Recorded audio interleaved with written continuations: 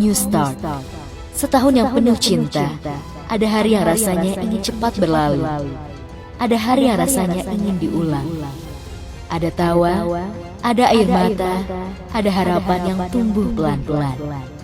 Semua menjadi pengingat bahwa setiap proses layak disyukuri, sekecil apapun itu. Terima kasih untuk semua yang sudah jadi bagian dari perjalanan ini. Next chapter, Bismillah. Itulah postingan yang dituliskan Atalia Praratya di laman medsosnya di hari pertama tahun 2026. Postingan itu jelas menyeratkan kalau Atalia siap memulai hidup baru di tahun yang baru dengan status baru pula. Atalia harus menerima kenyataan pahit dan takdir sang pencipta kalau bahtera rumah tangganya dengan Ridwan Kamil yang terbina selama 29 tahun harus berakhir dengan perpisahan. Every ending is a new beginning. Ya, setiap akhir adalah awal yang baru. Atalia Praratya siap mengawali hidup baru. Pernikahannya dengan Ridwan Kamil hanya tinggal menunggu ketuk palu hakim saja. Untuk mempercepat proses cerai, Atalia pun menghadiri sidang cerai di Pengadilan Agama Kota Bandung, Jawa Barat. Atalia tampil modis, rok panjang hitam dengan atas kemeja motif dasi yang menonjolkan kesan anggun dan tegar. Meski hidupnya sedang tidak baik-baik saja lantaran bahtera perkawinan di ambang cerai, Atalia tetap full senyum di depan banyak orang.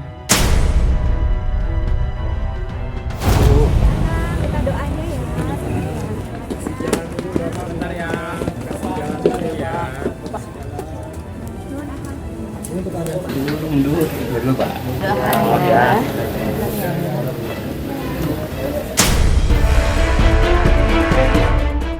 Dalam sidang tersebut, Atalia datang bersama tim kuasa hukum dan 2 orang saksinya, yakni kakak kandung dan asisten rumah tangga.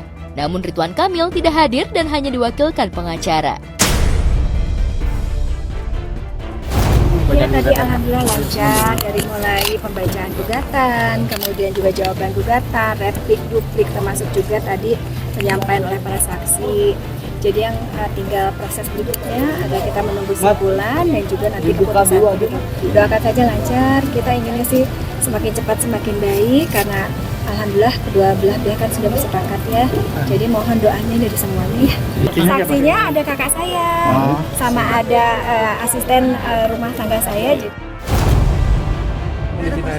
Alhamdulillah sehat, baik. Sudah dilakukan pemeriksaan saksi dan bukti-bukti dari kedua belah pihak. Jadi proses persidangan sudah dilakukan oleh penggugat dan tergugat. Ya pada intinya berjalan dengan baik.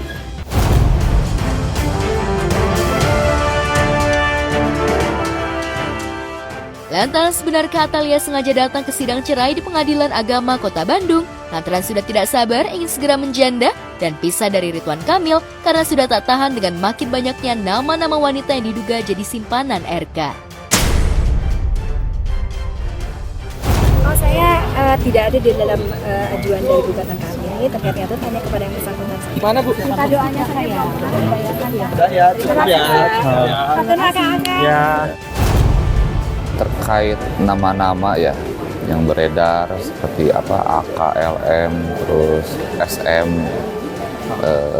saya pastikan juga itu tidak pernah ada di dalam isi gugatan, sehingga justru kami heran juga nih, netizen melebihi dugaan dari isi gugatan kami.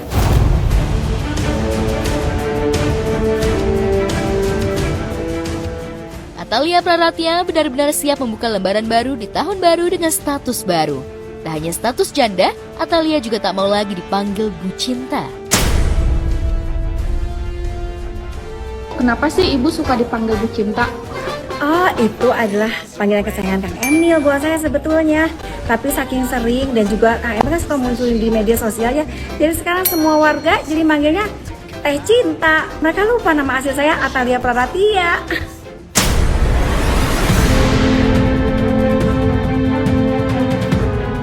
Kini tak ada lagi nama panggilan Bu Cinta. Yang ada hanyalah Atalia Praratya, si calon janda anak 2, Zahra dan Arkana. Kabar yang santer beredar, Arkana ternyata bukanlah anak adopsi, melainkan anak hasil hubungan cinta terlarang RK dan Aura Kasih. Benarkah? Dokumen hukum Ananda Arka sehingga kami bisa memastikan bahwa Ananda Arka ini nggak ada kaitannya atau apa yang beredar di berita-berita di luar itu tidak benar. Dokumennya mengatakan demikian. Nggak ada ya, kalau materi gugatan kan tidak ada nama lain, cuma Ibu Atalia dan Pak Ridwan Kamil. Bu Atalia pun dalam gugatannya tidak menyampaikan ada nama-nama lain atau isu orang ketiga di sana. Kesehatan mental itu sama pentingnya dengan kesehatan fisik. Jangan hanya gara-gara tidak terlihat dan tidak berdarah, dia lalu diabaikan. Maka tidak perlu berkecil hati dan tidak perlu mencari pengakuan orang lain. Karena orang lain tidak akan mengerti perjalanan yang telah kamu lalui.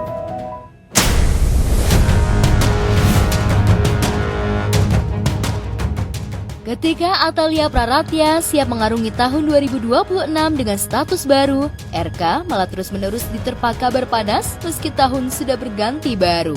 Yang paling hot, RK dikabarkan sudah menikah dengan Aura Kasih. Isu ini mencuat dan menjadi bola liar setelah beredar lukisan karya goresan tangan RK yang diberi judul Marry in Manhattan, yang jika diartikan menikah di Manhattan. Kabarnya lukisan RK itu diduga terinspirasi sosok perempuan yang ditemuinya di Manhattan, New York. Benarkah perempuan yang ditemui RK di Manhattan, New York, Amerika Serikat adalah Aura Kasih?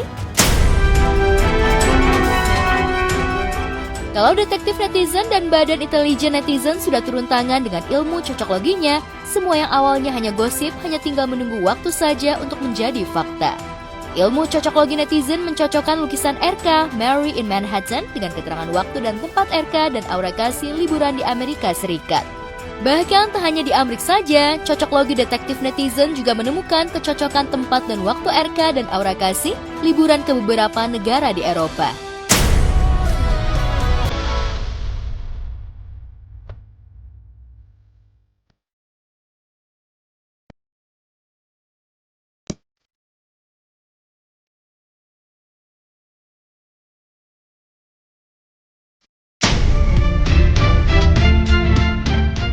Cocoklogi detektif netizen itu pun seolah menjadi bahan bakar bagi Lisa Mariana untuk ikut-ikutan membuat api semakin membesar.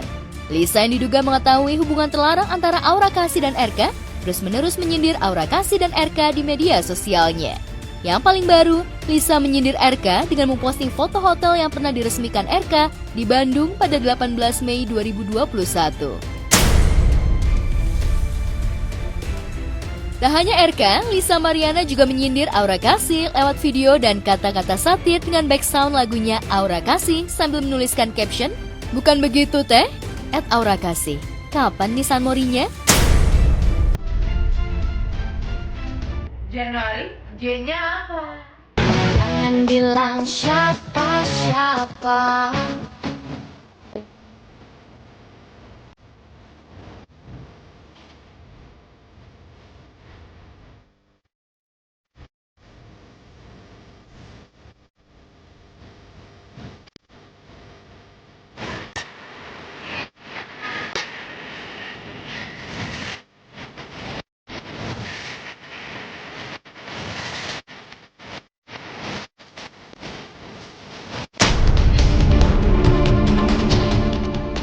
Bukan tanpa alasan, Lisa Mariana sengaja men-spill dugaan kedekatan Aura Kasih dengan RK.